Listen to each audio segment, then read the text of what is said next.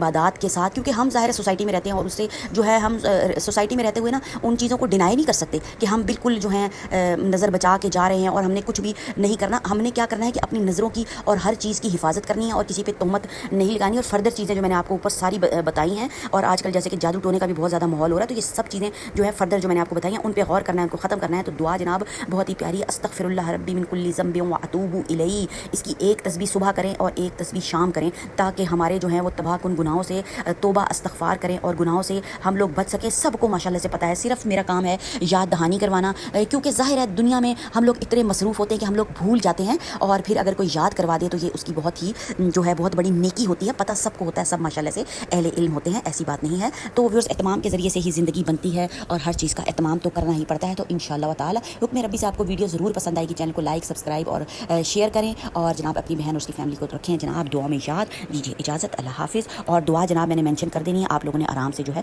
دعائے پاک کا اہتمام کرنا ہے. ایک تسبیح صبح اور ایک تسبیح شام. دیجیے اجازت، اللہ حافظ.